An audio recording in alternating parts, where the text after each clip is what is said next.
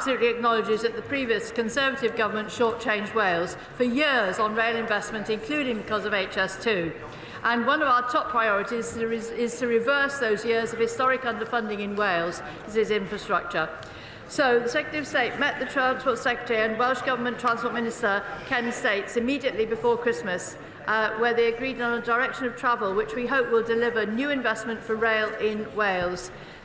The UK and Welsh governments have agreed a prioritisation of rail improvement projects developed by the Wales Rail Board. This will inform our respective departments' work in the run-up to the spring spending review. Thank you, Mr Speaker. Investment into Wales by the UK Government demonstrates the strength of the Union, and I was therefore delighted to see the UK Labour Government announce its plan for neighbourhoods that will see £100 million invested in Welsh communities, with £20 million of that going into my constituency of Wrexham, straight into vital local resources like high streets and youth clubs. Will the Secretary of State agree with me that this Labour Government is committed to bringing growth to areas of Wales that were previously ignored by the party opposite? Well, indeed, with UK Government and Welsh Government working together, we've secured more than £1.5 billion investment and hundreds of jobs in Wales. And, of course, we've established those investment in zones in Cardiff, Newport, Wrexham and Flintshire to provide a rocket boost to sector strengths like advanced manufacturing. Sir Ashley Fox. Question number 9. Minister. UK Government has delivered the biggest budget settlement in the history of devolution, with £21 billion of new money for the Welsh Government. The Welsh Government is investing almost £200 million this year to support school standards across Wales, plus a further almost £170 million next year. But his Welsh Conservative colleagues tried to block this funding by voting against the Welsh Government budget last week. Sir Ashley Fox. I'm grateful, Mr Speaker. Children in Wales have the lowest PISA scores in the United Kingdom and are significantly below the OECD average. Does the Minister believe this could be related in any way to 26 years of Labour government in Wales? Well, I'll take no lectures from the party opposite. The Conservative tact rings absolutely hollow, given the chronic underfunding of education and public services for the last 14 years when they have been in power. Now, the UK and Welsh governments are working together to ensure every young person has the opportunity to succeed, including by investing over £260 million extra in education and more than £260 million for local government who set school budgets in Wales. In spite of the shenanigans applied in the Conservatives voting against the Welsh Government's budget, Labour are getting on and delivering certainty and support for teachers across Wales through increases to education and local authority budgets. Jill German, final question. Thank you, Mr Speaker. Does my right honourable friend welcome, as I do, the additional £20 million announced by Welsh Government last week to improve education standards, on top of the £262 million extra in total for education in Wales?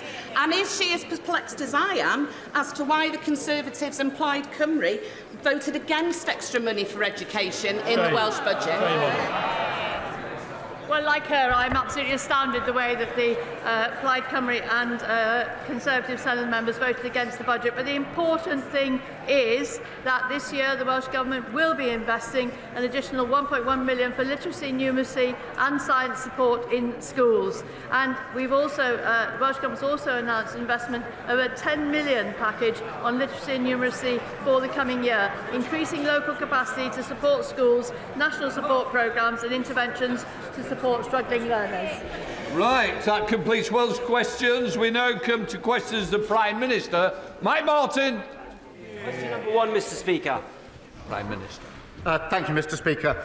I welcome the progress in talks between Ukraine and the United States. We must now redouble our efforts to get a lasting, secure peace. And, Mr Speaker, on Saturday, I'll convene international leaders to discuss how we can make further progress. Can I also pay tribute to the bravery and dedication of all those responding to the ship collision off the East Yorkshire coast? Our thoughts, and I'm sure of the whole House, are with the family of the crew member who is sadly presumed dead. Mr Speaker, this week we introduced landmark legislation to get Britain building, paving the way to restoring the dream of home ownership for working people across the country. We're also driving forward our Employment Rights Bill, the biggest boost to workers' rights in a generation.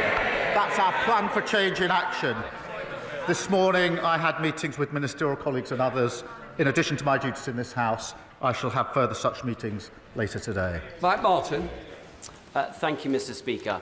Russia has abducted at least 19,000 Ukrainian children and transferred them to Russia. They have been told that their parents don't love them, they've been placed in Russian homes, and they have been re-educated. For this despicable crime and others, the International Criminal Court has issued 6 arrest warrants for Vladimir Putin and his gang. I note the Prime Minister's previous fulsome support for the ICC, and I also note his comments just last night about the support that the UK will offer to Ukraine in achieving a just and lasting peace. Will the Prime Minister confirm to the House that British peacekeeping troops will only be deployed to Ukraine if the peacekeeping deal includes both the return of Ukraine's children and Putin's prosecution?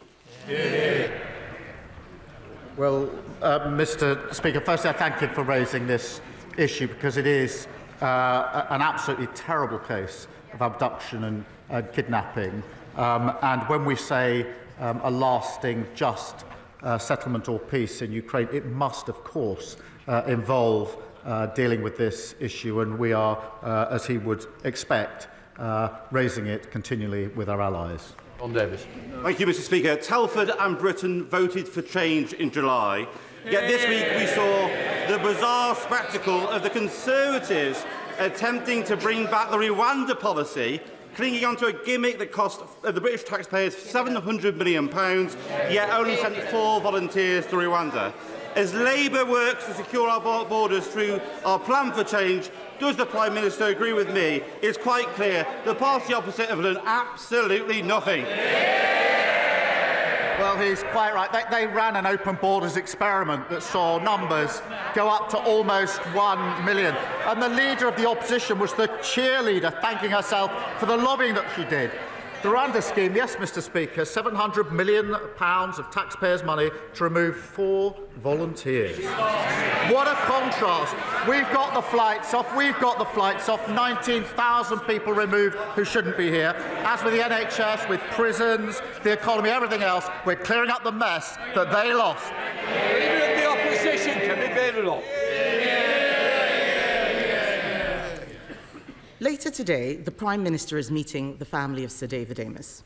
Sir David gave this House and our country 40 years of service. I hope the Prime Minister will agree that getting the response to his murder right is vital, not just to his family, but to our democracy. Mr. Speaker, every week I speak to businesses who are letting go of staff or closing. Has the Prime Minister been given an estimate of how many people will lose their jobs because of his budget? Prime Minister. Mr. Speaker, just on the question of Sir David, he was a deeply loved and respected colleague, and behind me is the plaque, as is the plaque to Joe Cox in front of me. And I know this was deeply felt by the House, but particularly, as I acknowledged at the time, by the party opposite, who lost a colleague and a friend in the most awful of circumstances. Mr. Speaker, I am meeting the Amess family later on today, and will make sure that they get answers to the questions that they ask. Mr. Speaker, in relation to businesses, I'm really pleased to say we've got thousands of new jobs into the economy. We've got more investment in the last 20 years, an absolute record. Wages are up higher than prices. 3 interest rate cuts, the best boost for the cost of living for a very long time. Mr. Speaker, the Prime Minister needs to get out more. Inflation is up, and estimates of job losses are between 130,000 and 300,000. Okay. His tax rises are hurting every sector of the economy. Things are getting worse for nurseries. Nurseries are writing to stressed parents right now, telling them that fees will go up because of his jobs tax. Can he explain how more expensive childcare is good for the economy or for working families struggling to make ends meet? Well, Mr. Speaker, we're putting in childcare. Look at the breakfast clubs, 2 in her constituency. but she's rather forgetting the £22 billion black hole that they left that we had to deal with. That's why we had to take the necessary but right measures we did in the budget. And what's her response? Not that she'd reverse them. Oh, no, she doesn't say that. She attacks what we've done, but she doesn't say she would reverse it because she wants all the benefits of our budget in returns of investment, but she doesn't want to pay for it. That's how we got into the mess in the first place. Mr. Speaker, the Prime Minister is out of touch because he should know that nurseries are charging over £2,000 for full-time care. That's £24,000 a year after tax, and he's talking about 60p breakfast clubs. He has no idea what people out there are experiencing, and it is not just the families. Even councils must pay his jobs tax. To cope with it, the average council tax bill is increasing by over £100 in April, after he promised to freeze it. Hard-working families' money is going to the Chancellor instead of social care and fixing potholes. Why should these families pay more for less? Well, she really shouldn't denigrate what she calls, I think, 60p breakfast clubs. She should be welcoming them. And she asked about council tax, Mr. Speaker. The Tories put up council tax every year for 12 years. Their manifesto, Tory LGA manifesto, government should remove the caps on council tax. And then Hampshire Council, Tory, wanted a 15% increase. We said no. Slough Council, again, Mr. Speaker, Tory, wanted 3%. We said no. Windsor and Maidenhead, Tory, now Lib Dem, wanted 25%. We said no. We're the ones that are doing the right things to get this country on the right track. Mr. Speaker, the point is he promised to freeze, and they are going up. And if he wants to talk about councils, let's look at Liverpool or maybe Birmingham, where the rubbish is piling up so high, people vote Labour and all they get is trash, just like what he's saying at the dispatch box.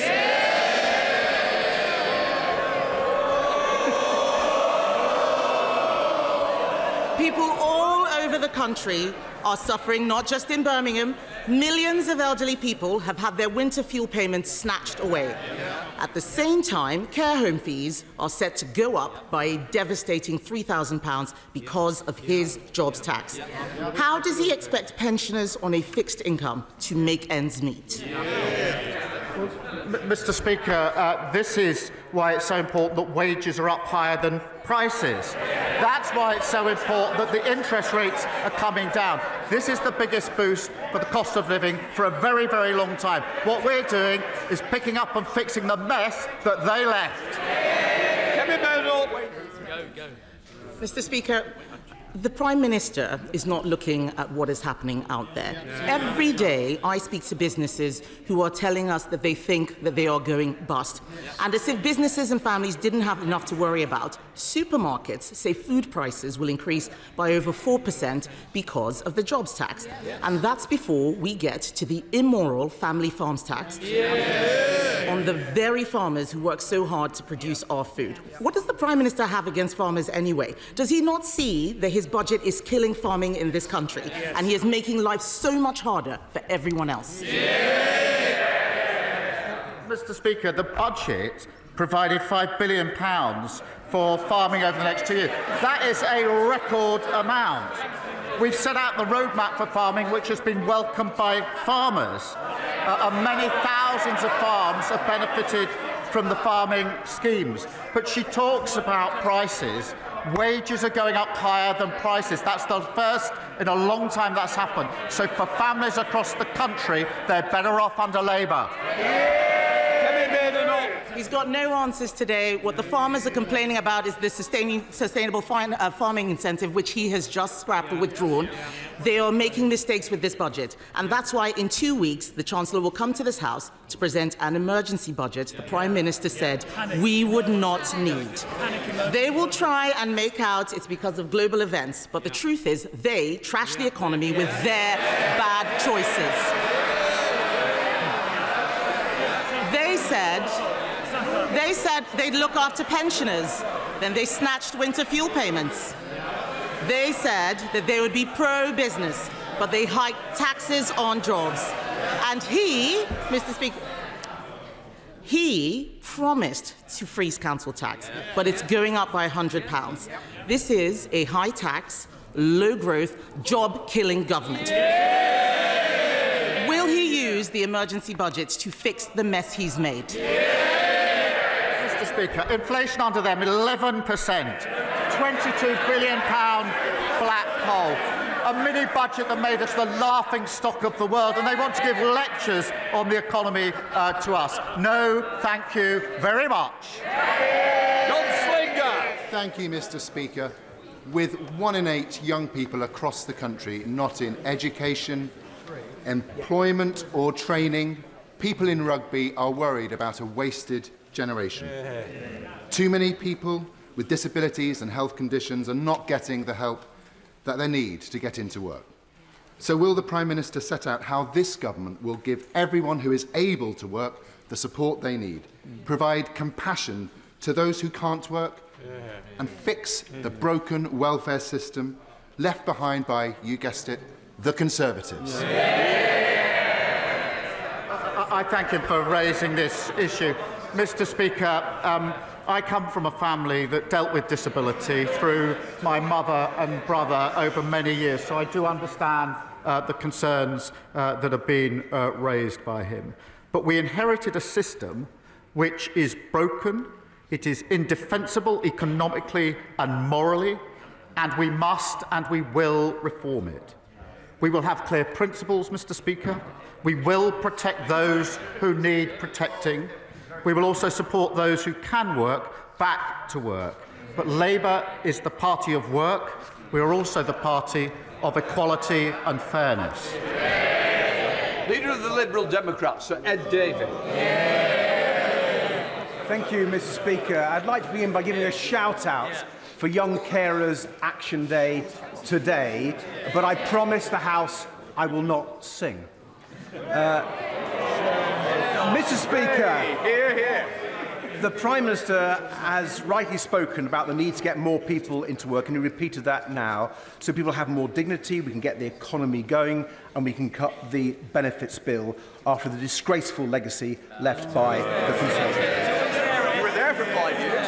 But does the Prime Minister recognise that for many disabled people, the best way to help them into work is to support them properly with more special equipment, with training, with better healthcare and so on? And will he also today calm anxieties that he himself has raised for many of us, that the disability benefits for people who simply cannot work will not be cut?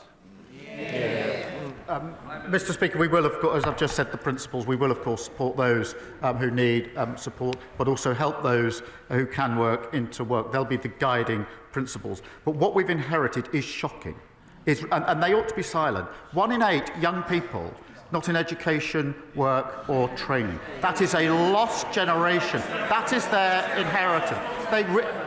They've got plenty to say now. They did nothing for 14 years and left this in terrible inheritance. And Davey, Mr. Speaker, turning to international issues, can I congratulate the Prime Minister on helping to secure the restoration of US military and intelligence support for Ukraine? But can I press him on progress to persuade President Trump against damaging metal tariffs already hitting British industry? The Prime Minister knows that we on these benches believe he must be more robust